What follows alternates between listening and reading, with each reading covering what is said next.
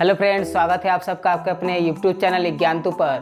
तो आज हम बीमीय सूत्र कैसे निकाला जाता है, कैसे बहुत सारे व्युत्पन्न मात्रक रहते हैं जैसे क्षेत्रफल, दाब, इन सभी का क्या करते हैं, हमको बीमीय सूत्र निकालना है। तो कैसे निकालना है तो शुरू से अंत तक जरूर देखिएगा इस वीडियो को, क्योंकि अगर बीच में से एक भी कॉन्सेप्ट को अगर नहीं समझ पाएंगे तो आपको पूरा समझ में नहीं आएगा कि बीमीय सूत्र कैसे निकाला जाता है। अगर आप एक बार समझ जाते हैं कि बीमीय सूत्र कैसे निकाला जाता है तो आप कभी भी बीमीय सूत्र निकालना नहीं भूलेंगे।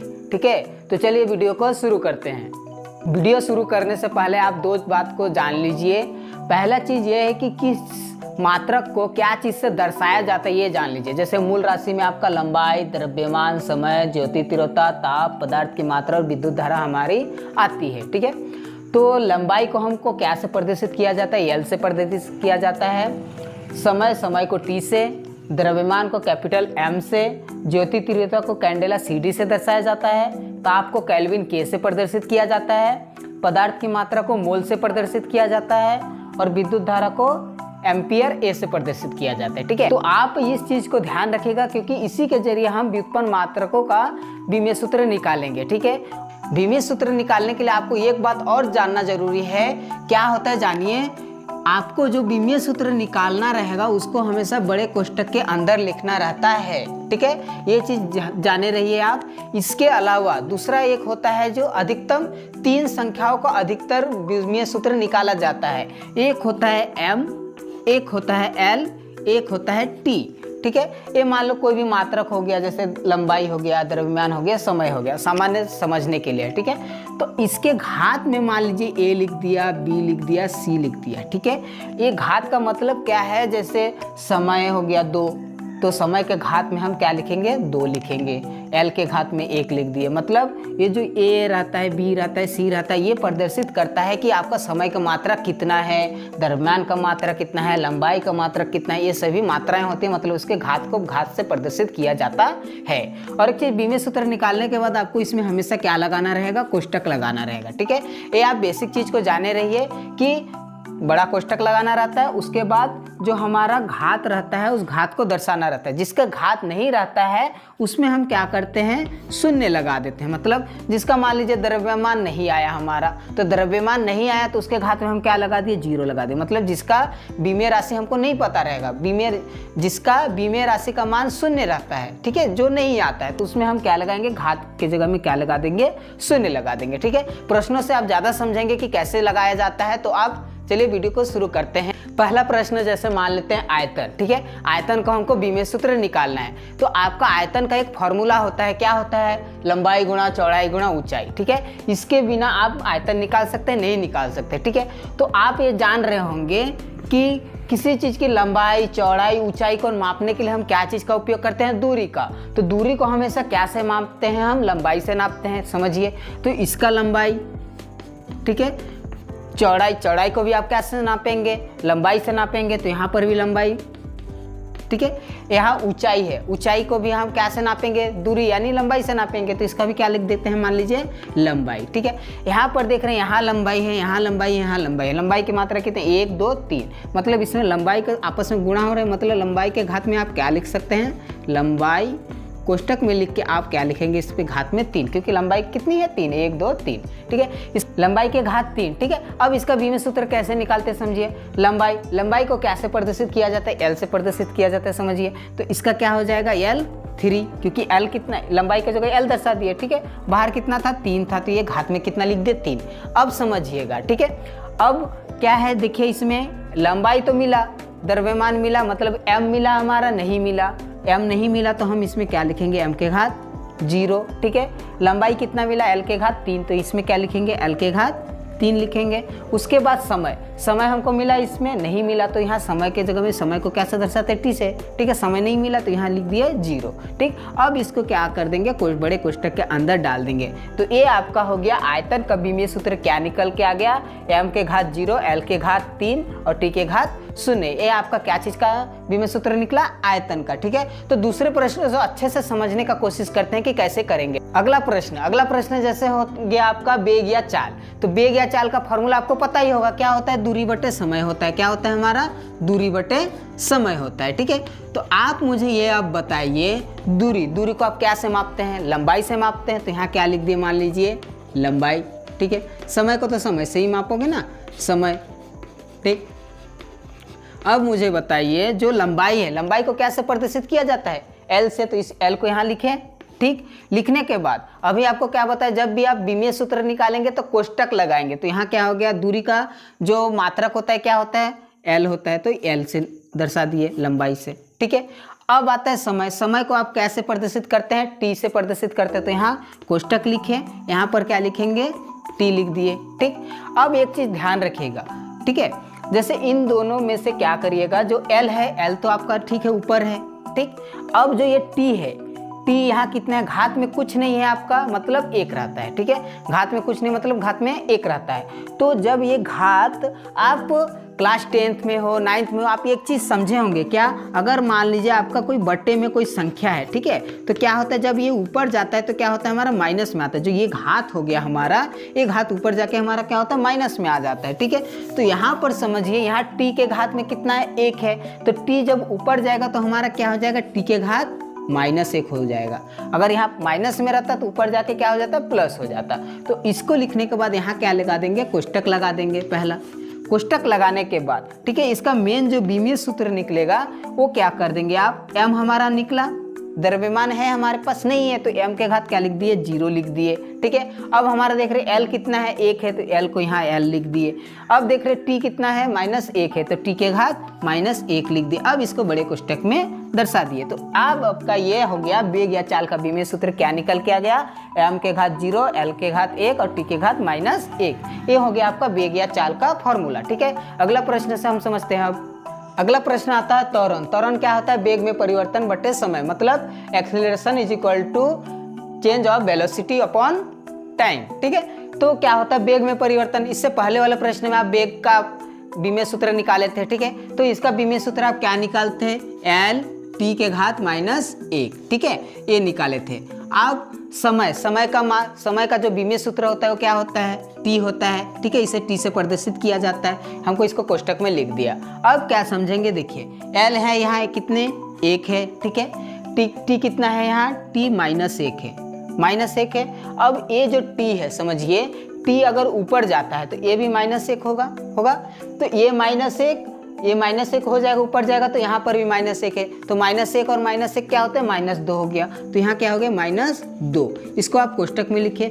अब जो आपका मेन विमीय सूत्र जो निकलेगा तो उसमें क्या लिखेंगे? इसमें देखिए आपका द्रव्यमान m मिला, नहीं मिला, तो m के घात कितना लिखेंगे आप? 0 लिखेंगे। उसके बाद देख रहे हैं यहाँ l कितना है? 1 है, तो यहाँ पर L लिख दिए। ठीक है, अगला देख रहे हैं क्या? टी के घात कितना है? -2 है, टी के घात -2 लिख दिए। अब इसको बड़े कोष्टक में लिख दिए। तो आपका जो त्वरण है, त्वरण का विमीय सूत्र क्या निकल के आया? m0 L टी के घात -2। ये आपका क्या आ गया? त्वरण का विमीय सूत्र निकल के आ गया। ठीक है, अब जैसे जैसे आप आगे का जो विमीय सूत्र निकालेंगे तो आपको इन्हीं सभी चीज़ों का याद होना जरूरी है। ठीक है, अगर आप वेग नहीं जान रहे थे तो त्वरण नहीं निकाल सकते थे, तो त्वरण नहीं जानेंगे तो और आगे जो प्रश्न आएंगे उसको नहीं सॉल्व कर पाएंगे। इसीलिए आप छोटे से धीरे धीरे जाइए कि हाँ आपको कैसे करके विमीय फॉर्मूला को निकालना है, विमीय सूत्र को निकालना है। ठीक है, अगला प्रश्न जैसे आपका आता है बल। ठीक है, तो बल हमारा क्या होता है? बल बराबर होता है द्रव्यमान गुणा त्वरण। मतलब जो बल का फार्मूला होता है वो क्या होता है? द्रव्यमान गुणा त्वरण होता है। तो द्रव्यमान का मात्रक आपका क्या याद होना चाहिए? द्रव्यमान का मात्रक जो होता है, द्रव्यमान को कैसे प्रदर्शित किया जाता है? m से। ठीक है, तो इसको कैसे दर्शा दिए हम? m से दर्शा दिए। ठीक है, इसको आप कोष्टक में लगा दिए। ठीक, अब यहाँ पर गुणा का चिन्ह था तो मान लीजिए गुणा लगा दिए। ठीक है, ये लगा या ना लगा कोई फर्क नहीं पड़ता है। अब आता है त्वरण। इससे पहले वाला में आप त्वरण सीखे थे। त्वरण का क्या होता है? L टी के घात -2। ये होता है आपका क्या चीज़ का? त्वरण का होता है। ठीक है, ये आपका त्वरण का हुआ।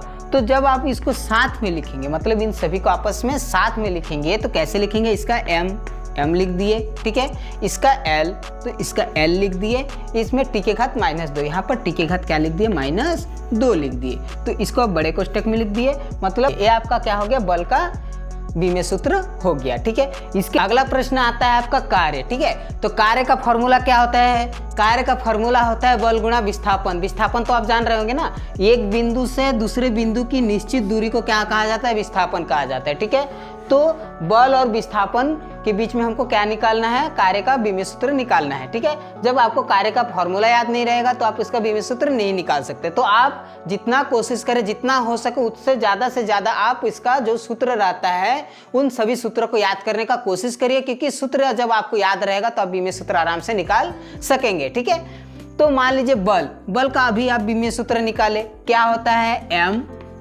l t के घात -2, ये होता है आपका बल का विमेय सूत्र। तो इसको कोष्टक में लिख दिया आप। ठीक है, विस्थापन मतलब दूरी होता है, मतलब एक जगह से दूसरे जगह की दूरी होता है। ठीक है, तो दूरी को आप कैसे नापते हैं, आप लंबाई से मापते हैं। ठीक है, तो यहाँ पर क्या होता है, विस्थापन को कैसे मापे या फिर नापे, क्या होता है, l होता है, लंबाई से नापते हैं। ठीक है, तो l लिख दिए।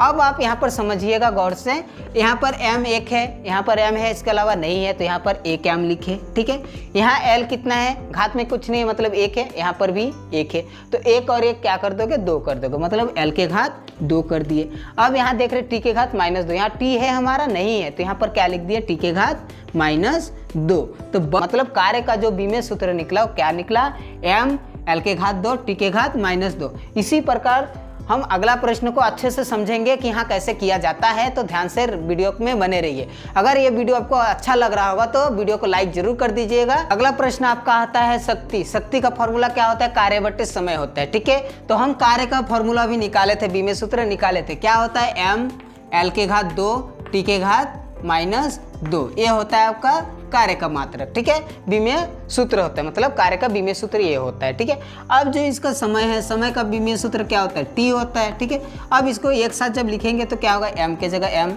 ठीक, l के जगह l के घात 2। यहाँ देखिए यहाँ t है, यहाँ t है, यहाँ t नीचे है, ऊपर जाएगा तो माइनस में आ जाएगा। ठीक है, तो माइनस हो जाएगा, तो यहाँ t यहाँ -2, तो -2 और यहाँ का एक ऊपर जाएगा माइनस होगा, मतलब जुड़ जाएगा आपस में, तो -2 और इसका 1 कितना हो जाएगा, t के घात -3। तो जो शक्ति होता है, शक्ति का जो विमेय सूत्र होता है क्या होता है, m l के घात 2 t के घात -3, ये होता है आपका शक्ति का विमेय सूत्र। ठीक है, अगला जो प्रश्न है उसमें अधिकतम चांस में जो आपका नीट हो गया, जेई हो गया, अधिकतर प्रश्न पूछा जाता है कि हाँ इसका विमेय सूत्र क्या होता है। ठीक है, कंपटीशन एग्जाम में पूछा जाता है। तो प्रश्न क्या है आपका, विकृति। विकृति क्या होता है, लंबाई में परिवर्तन बटे प्रारंभिक लंबाई, मतलब विकृति जैसे तनाव होता है, खींचते हैं। ठीक है, तो लंबाई को जितना भी खींचोगे तो उसको नापोगे हमेशा क्या से, लंबाई से मापेंगे हम, तो इसको लंबाई को हमेशा क्या से प्रदर्शित किया जाता है, l से, तो इसको l से प्रदर्शित कर दिए।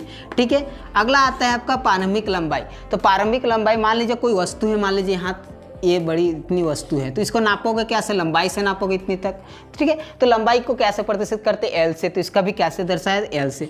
दोनों साइड देखिए, यहाँ भी l है, यहाँ भी l है। ठीक है, तो दोनों एक एक, इसमें एक l है, इसमें भी एक l है, तो ये बटे में है, मतलब ये कट जाएगा, तो क्या हो जाएगा, m भी l क्या है, नहीं है, मतलब इसमें m के घात 0, l के घात 0 और t के घात 0, मतलब विकृति एक ऐसी राशि होती है जो विमाहीन राशि होती है। ठीक है, क्या होती है, विमाहीन राशि, इसकी कोई राशि नहीं होती है। इसका जो विमेय सूत्र होता है क्या होता है, m0 l0 t के घात 0, ये होता है आपका विकृति। ठीक है, अगला टॉपिक आपका आता है पृष्ठ तनाव। ठीक है, पृष्ठ तनाव का विमेय सूत्र क्या होता है, तो पृष्ठ तनाव का जो फॉर्मूला होता है उसको याद रखिए, बल बटे लंबाई होता है। बल बटे लंबाई को क्या कहा जाता है, पृष्ठ तनाव कहा जाता है। ठीक है, तो बल का विमेय सूत्र क्या होता है, m l t इनवर्स 2 होता है। ठीक है, ये हो गया। उसके बाद लंबाई, लंबाई को कैसे नापा जाता है, कैसे प्रदर्शित किया जाता है। ठीक है, सॉरी, तो यहाँ हो गया l। ठीक, तो यहाँ पर आप ध्यान दीजिए, यहाँ m है, नीचे m है, नहीं है, m लिख दिए। ठीक, यहाँ ऊपर l है, नीचे l है, ये तो ये आपस में क्या हो जाएंगे, कट जाएंगे, क्योंकि दोनों प्लस में, ये भी प्लस में, ये भी प्लस में, मतलब घात दोनों का समान है। ठीक है, तो जब ऊपर जाएगा तो काट देगा, तो मतलब l कितना हो गया, 0 हो गया। ठीक, यहाँ देखिए t के घात -2 है, नीचे है t के घात -2 नहीं है, तो यहाँ पर क्या हो गया, t के घात -2। तो ये हो गया आपका पृष्ठ तनाव का विमेय सूत्र। पृष्ठ तनाव का विमेय सूत्र क्या होता है, m l के घात 0 t के घात -2, ये होता है आपका पृष्ठ तनाव। ठीक है, तो आज का वीडियो यहीं तक का था। अगर आपको ये वीडियो पसंद आया होगा तो लाइक फिर से कर दीजिएगा। साथ ही अगर इस चैनल पे आप नए हैं तो इस चैनल को सब्सक्राइब कर दीजिएगा, साथ ही बेल आइकन को दबा दीजिएगा, जिससे आने वाली सभी वीडियो आपके पास सबसे पहले पहुँचे। धन्यवाद।